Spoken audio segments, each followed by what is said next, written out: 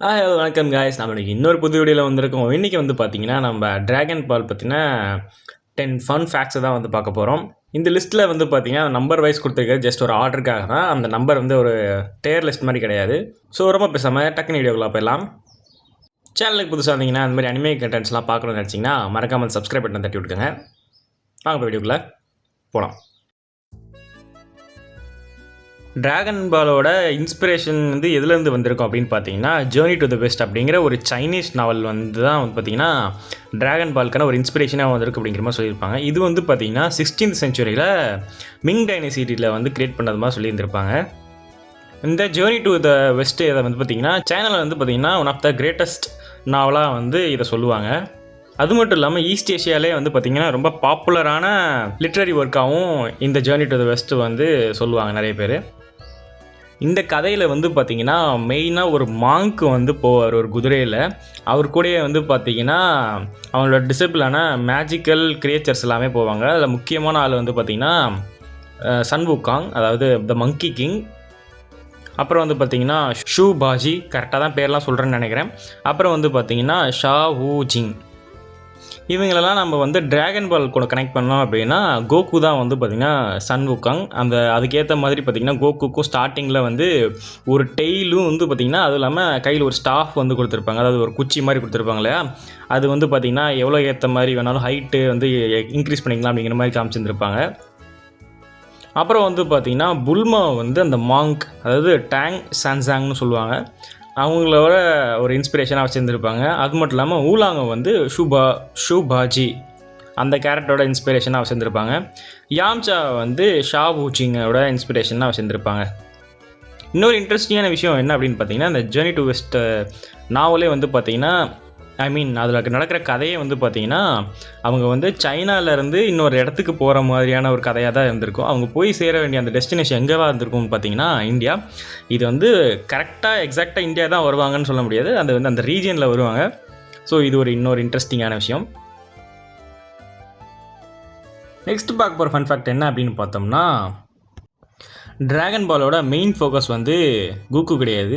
அதாவது ட்ராகன் பாலோட ஏர்லி ஸ்டேஜஸில் வந்து பார்த்திங்கன்னா அதை க்ரியேட் பண்ணும்போது அதோட கதை வந்து எந்த மாதிரி போகணும்னு நினச்சாங்க அப்படின்னா ஒரு அட்வென்ச்சர் காமெடி சீரீஸாக வந்து போகணும். அது மட்டும் இல்லாமல் அதை வந்து கோகு அண்ட் புல்மாவை வந்து சென்டராக வச்சு தான் போகிற மாதிரி டிசைட் பண்ணி கொண்டு போயிருந்தாங்க. அவங்க வந்து போய் ட்ராகன் பால்ஸ் எல்லாம் சர்ச் பண்ணி அதை வந்து அட்வென்ச்சராக போகிற மாதிரி காமிக்கலாம் அப்படின்னு பிளான் பண்ணி வச்சுருந்தாங்க. அப்படி தான் வந்து பார்த்திங்கன்னா அக்கிரா டோரியாமாவும் மங்காவை வந்து ஸ்டார்டிங்கில் கொண்டு போயிருப்பார். பட் கிராஜுவலாக வந்து மங்கா போக போக வந்து அந்த ஜானருங்கிறது ஷிஃப்ட் ஆகி மார்ஷல் ஆர்ட்ஸு, பேட்டில்ஸு, பவர்ஃபுல்லான எனிமீஸை போய் டிஃபீட் பண்ணுறது, அந்த மாதிரி ஒரு ஷிஃப்ட் வந்து மங்காவில் இருந்திருக்கும். அது மட்டும் இல்லாமல் ஃபேன்ஸ்க்கும் வந்து பார்த்திங்கன்னா அந்த மார்ஷல் ஆர்ட்ஸு அதெல்லாம் வந்து இன்னும் கொஞ்சம் இன்ஸ்பிரேஷனாக இருக்குங்கிறதுனால அந்த மாதிரியான மங்காவை வந்து அது கொண்டு போயிருப்பாங்க. ஸோ பேசிக்காக வந்து பார்த்திங்கன்னா ஸ்டார்ட் பண்ணும்போது கூஃபியாக ட்ராகன் பால்ஸ்லாம் ஹண்ட் பண்ணிருந்த கோகு வந்து கடைசியில் அல்ட்ரா இன்ஸ்டிங்க்டை வச்சுக்கிட்டு கடவுள்களையே போட்டி போடுற அளவுக்கான கோகுவாக மாற்றி விட்ருப்பாங்க. நெக்ஸ்ட் இருக்கிற ஃபன் ஃபேக்ட் என்ன அப்படின்னு பார்த்தோம்னா, வெஜிடாவோட பேர் வந்து வெஜிடபிள்லேருந்து வந்திருக்கும்.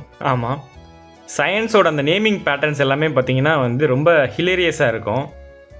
பார்த்திங்கன்னா வெஜிடாவோட நேம் வந்து வெஜிடபிள் அப்படிங்கிறது வந்து டெரைவாக இருக்கும். அதே மாதிரி கோகுவோட ஒரிஜினல் நேம் வந்து பார்த்திங்கன்னா கேக்கராட், அது வந்து பார்த்திங்கன்னா கேரட்லேருந்து டெரைவ் ஆகிருக்கிற மாதிரி காமிச்சிருந்துருப்பாங்க. இந்த மாதிரி இன்னும் நிறைய கேரக்டர்ஸ்க்கு வந்து பார்த்திங்கன்னா அந்த வெஜிடபிளோட நேம்ஸ்லேருந்து டெரைவ் பண்ணி வச்சிருக்க மாதிரி காமிச்சிருப்பாங்க. அதில் ரொம்ப முக்கியமான பேர்ஸை மட்டும் நான் இப்போ சொல்கிறேன். ரேடிட்ஸ் வந்து பார்த்திங்கன்னா ரேடிஷ்லேருந்து வந்திருக்கும். ப்ரோக்கோலி உங்களுக்கு கேட்டாலே தெரியும். அதுக்கப்புறம் வந்து பார்த்திங்கன்னா காலிஃப்ளவர்லேருந்து வந்திருக்கு. கேபேஜ், நப்பா கேபேஜ்னால் எனக்கே என்னென்னு தெரியல. நப்பா கேபேஜ் என்னென்னா வந்து இது சைனீஸ் சைடில் இருக்க ஒரு கேபேஜ் வகை போல். நம்ம ஊர் சைடு வந்து இந்த கேபேஜ் கிடையாது. இந்த கேபேஜ் யாராவது சாப்பிட்ருந்தீங்கன்னா கமெண்ட்டில் சொல்லுங்கள், நானும் தெரிஞ்சுக்கிறேன். நெக்ஸ்ட் இருக்க ஃபேக்ட் என்ன அப்படின்னு பார்த்தோம்னா, ஃப்ரீஸோட என்டையர் ஃபேமிலி நேமுமே வந்து பார்த்திங்கன்னா கோல்டு தீம்டாக இருக்கும். டோரியாமா ஏதோ ரேண்டமாக வந்து அந்த பேரை வச்ச மாதிரி எனக்கு தெரில. அதில் அவங்க எல்லாரோட பேருமே வந்து பார்த்திங்கன்னா சம்ஹவ் கனெக்டடாகவே வச்சுருக்காங்க. ஃப்ரீஸா வந்து பார்த்திங்கன்னா ஃப்ரீசர்லேருந்து டெரைவ் பண்ணியிருக்காங்க. கூலரே தான்.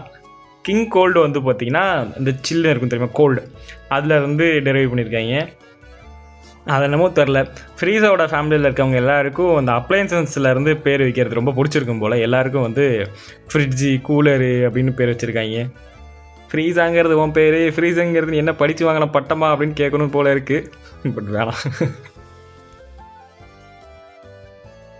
நெக்ஸ்ட் ஃபேக்ட் என்ன அப்படின்னு பார்த்தோம்னா, கோகு வந்து பார்த்திங்கன்னா ஒரிஜினலாக ஒரு மங்கி. நமக்கு தெரிஞ்ச அந்த ஸ்பைக்கி ஹேர் வச்சுருக்கிற சயன் கோகு வந்து க்ரியேட் பண்ணுறதுக்கு முன்னாடி டோரியாமாக்கு வந்து கோகு வந்து ஒரு ஆக்சுவலான மங்கியாக க்ரியேட் பண்ணலாம் அப்படிங்கிற ஒரு கன்சிடரேஷனில் இருந்தாங்க. ஏன் அப்படின்னு பார்த்தோம்னா, நான் ஸ்டார்டிங்லேயே சொன்ன மாதிரி ஜேர்னி டு த வெஸ்ட்டோட இன்ஃப்ளூயன்ஸ்னால இப்படி ஒரு கேரக்டர் வந்து மங்கியாக இருந்தால் நல்லாயிருக்கும் அப்படிங்கிற மாதிரி யோசிச்சு வச்சுருந்தாங்க. சன் வுகாங் வந்து மங்கி மாதிரியான ஒரு லெஜெண்டரி கேரக்டர்னால கோகுக்கும் வந்து அந்த மங்கியோட அப்பியரன்ஸே வந்து கொடுக்கலாம். ஸோ அப்போ வந்து அதுக்கும் இதுக்கும் வந்து பீப்புளுக்கு வந்து ரொம்ப கனெக்டடாக இருக்கும் அப்படின்ற மாதிரி ஒரு ஐடியாவில் இருந்தாங்க.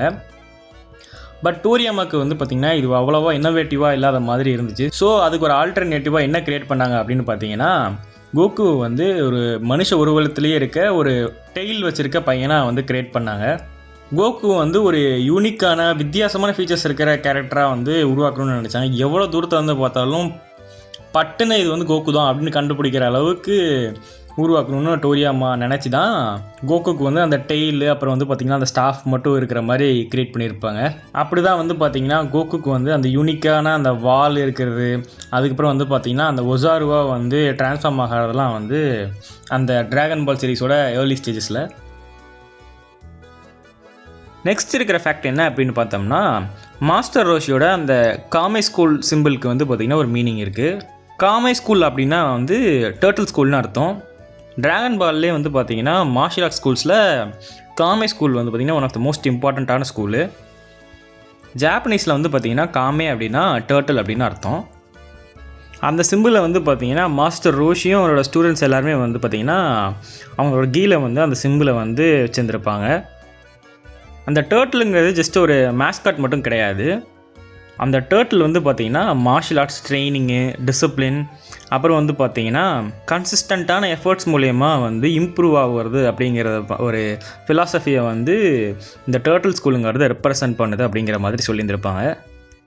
அதனாலேயோ நம்ம பார்த்திங்கன்னா கோகு அப்புறம் வந்து பார்த்திங்கன்னா கிரில்லின் எல்லாருமே வந்து ஜஸ்ட் ட்ரெயின் பண்ணி ஸ்ட்ராங் ஆகணும் அப்படிங்கிற மாதிரி மட்டும் இல்லாமல் அவங்க வந்து இன்னும் நிறைய கற்றுக்கிட்டு இம்ப்ரூவ் ஆகணும் அப்படின்ற மாதிரியான ஒரு தாட் ப்ராசஸோடு இருப்பாங்க. நெக்ஸ்ட் இருக்க ஃபேக்ட் என்ன அப்படின்னு பார்த்தோம்னா, சூப்பர் சயின்ஸோட அந்த பிளாண்ட் ஹேருக்கு பின்னாடி ஒரு ப்ராக்டிக்கல் ரீசன் இருக்குது. சூப்பர் சயின்ஸோட ஹேர் வந்து ஏன் வந்து பிளாண்டாக இருக்குது அப்படின்னு பார்த்தோம்னா, கோல்டன் கலர் வந்து ஒரு மாதிரி பவர்ஃபுல்லான லுக் கொடுக்கும் அப்படிங்கிறதுனால வச்சுருந்தாங்க. பட் அது மட்டும் கிடையாது ரீசன். இதுக்கு இன்னொரு ப்ராக்டிக்கல் ரீசனும் இருக்குது. என்ன அப்படின்னு பார்த்தோம்னா, மங்காவில் பார்த்தோம்னா மேக்ஸிமம் எல்லாமே பிளாக் அண்ட் ஒயிட்டில் தான் இருக்கும். அப்படி பார்க்கும்போது நார்மலான கோகுவோட ஹேர் வந்து பார்த்திங்கன்னா ஃபுல் பிளாக்காக இருக்கிறதுனால டோரியாமாவோட அசிஸ்டன்ஸ் தான் வந்து பார்த்திங்கன்னா அதுக்கு வந்து ஃபில்லிங்லாம் பண்ணுவாங்க. அதாவது நார்மலாக வந்து கலர் அடிக்கிறது. அதுக்கு வந்து பார்த்திங்கன்னா ரொம்ப நேரம் ஆகிறத வந்து டோரியாமா வந்து ஃபீல் பண்ணியிருக்காரு. ஸோ டோரியாமா வந்து சூப்பர் சயின்ஸை வந்து டிசைன் பண்ணும்போது வந்து பார்த்திங்கன்னா கோகுவோட ஹேர் வந்து லைட்டாக இல்லைனா பிளாண்டாக இருக்கிற மாதிரி அவர் வந்து யோசித்து டிசைன் பண்ணி அதை வந்து க்ரியேட் பண்ணிட்டாரு.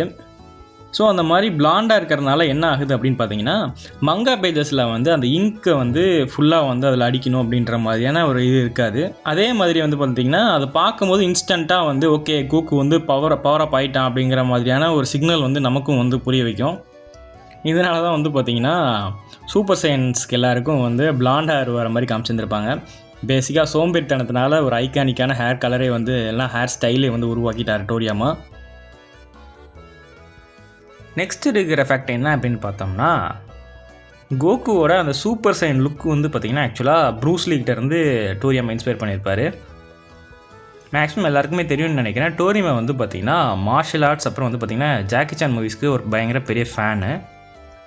அந்த இன்ட்ரெஸ்ட் வந்து பார்த்திங்கன்னா ட்ராகன் பாலை க்ரியேட் பண்ணுறதுக்கே ஒரு பயங்கர பெரிய ஒரு இன்ஃப்ளூயன்ஸாக இருந்திருக்கும். கோகுவோட அந்த சூப்பர் சைன் லுக்குக்கே வந்து பார்த்திங்கன்னா ப்ரூஸ்லியோட அந்த இன்டென்ஸான எக்ஸ்ப்ரெஷனு அப்புறம் அந்த ஒரு மாதிரி பியர்சிங் ஐஸ் எல்லாம் இருக்கும் தெரியுமா, அதை வந்து இன்ஸ்பயர் பண்ணி தான் வரைஞ்சிருப்பார். அந்த சூப்பர் சைன் ட்ரான்ஸ்ஃபர்மேஷனில் ஜஸ்ட் அந்த கோகுவோட ஹேர் மட்டும் டிஃப்ரெண்ட்டாக இருக்கக்கூடாது, அவரோட ஃபேஸு அதில் இருக்க அந்த எக்ஸ்ப்ரெஷன் எல்லாமே வந்து பார்த்திங்கன்னா இன்னும் இன்டிமிடேட்டிங்காக இருக்கணும், ஒரு பவர்ஃபுல்லான லுக்காக இருக்கணும் அப்படிங்கிறதுக்காகவே ப்ரூஸ்லியோட அந்த ஒரு இன்ஸ்பிரேஷன் வச்சுருந்துருப்பார். நீங்கள் பார்க்கும்போதே தெரியும் ஷார்ப் ஐஸு, ஸ்ட்ராங்கரான எக்ஸ்ப்ரெஷனு, அது மட்டும் இல்லாமல் மேசிவான பவர் அப்ஸு, அந்த அந்த ஹேர்ஸு, இது எல்லாமே வந்து பார்த்திங்கன்னா நிறைய வந்து ப்ரூஸ்லி கிட்டேருந்து இன்ஸ்பயர் ஆகி வச்சுருந்துருப்பார். நெக்ஸ்ட் இருக்கிற ஃபேக்ட் என்ன அப்படின்னு பார்த்தோம்னா, கிரிலின் வந்து பார்த்திங்கன்னா கோகுவோட பெஸ்ட் ஃப்ரெண்டாக ஸ்டார்டிங்கில் டிசைன் பண்ணவே இல்லை. இப்போ வந்து பார்த்திங்கன்னா கிரிலின் வந்து கோகுவோட ஒன் ஆஃப் த க்ளோசஸ்ட் ஃப்ரெண்டாகவும், அதே மாதிரி ட்ராகன் பால் சீரீஸ்லேயே வந்து பார்த்திங்கன்னா ஹியூமன் கேரக்டர்ஸ்லேயே ரொம்ப முக்கியமான கேரக்டராகவும் காமிச்சிருந்துருப்பாங்க. ஆனால் ஃபஸ்ட்டு கிரிலின் வந்து அப்பேர் ஆகும்போது அவன் வந்து கோகுக்கு வந்து ஃப்ரெண்டாலாம் இருந்திருக்க மாட்டான். மாஸ்டர் ரோஷியோட ஐலாண்டுக்கு வந்து பார்த்திங்கன்னா வரப்போ கோகுக்கு வந்து ஒரு ரைவலாக தான் காமிச்சிருந்துருப்பாங்க.